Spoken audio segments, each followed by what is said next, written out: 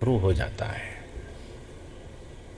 ہمیں ہمارے بزرگوں نے یہ تعلیم دی اور اس تعلیم کا ایک صرف ہلکا سا ایک جھلک دکھا کر میں آپ سے رخصت ہو جاتا ہوں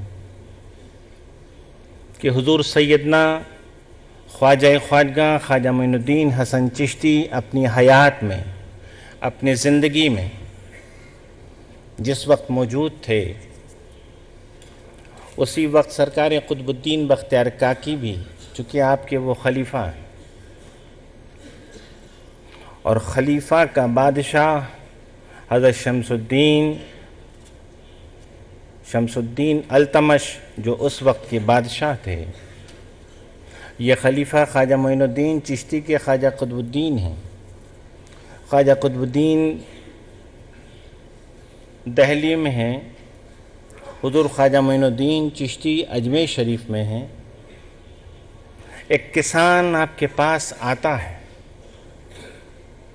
اور عرض کرتا ہے، اے معین الدین چشتی، آپ کی مرید خواجہ قطب الدین کا میں نے سنا ہے کہ مرید جو بادشاہ ہے شمس الدین، وہ بھی انہی کا مرید ہے، تو بادشاہ نے لگان تھوڑی زیادہ کر دی ہے، آپ سفارش کر دیں کہ وہ لگان کم کر دے۔ ایک کسان کی ضرورت اس نے اپنی پیش کر دی۔ میرے آقا سلطان الہند خواجہ معین الدین چشتی ارشاد فرماتے ہیں، اسی شخص سے اٹھو،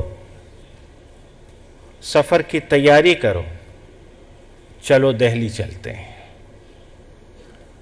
کافی صعوبت اور تکلیف کے بعد جب وہ سفر کر کے دہلی پہنچتے ہیں تو حضرت قطب الدین بختیار کاکی حیرت میں ہیں اور فرماتے ہیں کہ حضور آپ تشریف لائے، آپ حکم فرماتے، میں حاضر ہو جاتا۔ نہیں، یہ کسان جو اپنی ایک پریشانی لے کر میرے پاس آیا، اگر میں وہاں سے کسی سے بھیج کر یہ کام کروا دیتا، یقیناً تم کام کر دیتے، بادشاہ سے کہہ کر کروا دیتے، لیکن اس کی دل جوئی کیسے ہوتی، اس کا دل کیسے جیتتا، میں اس بنیاد پر میں سفر کر کے آیا۔ یہ صوفیہ اکرام کا طریقہ رہا۔ آج بھی ان کی خانقاہوں میں جو لنگر ہوتا ہے، اس لنگر میں جو خصوصی لنگر ہے، ویسے جو جس کی مرضی آئے مٹھائی بانٹے، گوشت بانٹے، مرغی بانٹے، مچھلی بانٹے، لیکن جو خانقاہ کا اصل لنگر ہے، آج خواجہ معین الدین چشتی کی بارگاہ میں جو لنگر بٹتا ہے، شاید کہ کوئی مذہب کا ایسا فرد ہوگا جس کو اس لنگر کے لینے سے انکار ہوگا۔ کیوں؟ کیونکہ اس کے مذہب کا بھی خیال کیا گیا ہے کہ اس میں میٹ اور گوشت نہیں ڈالا گیا اور پلین کھانا ہے۔ یہ ان کی بزرگوں کے طریقے ہیں۔ انہی کے صوفی حمید الدین ناگوری جو خلیفہ ہیں، ان کی بارگاہ میں بھی اس چیز کا لحاظ کیا جاتا ہے، چونکہ کسی نے کہا تھا آپ سے، حضور ہم آپ کی بارگاہ کے قریب آنا چاہتے ہیں، لیکن آپ یہ میٹ جو کھاتے ہیں اس لیے ہم دور ہیں۔ تو آپ نے ارشاد فرمایا، اسی وجہ سے دور ہو، ہم زندگی بھر میٹ نہیں کھائیں گے، یا ہم اپنے آستانے پر میٹ کھانے والوں کو نہیں کھائیں گے۔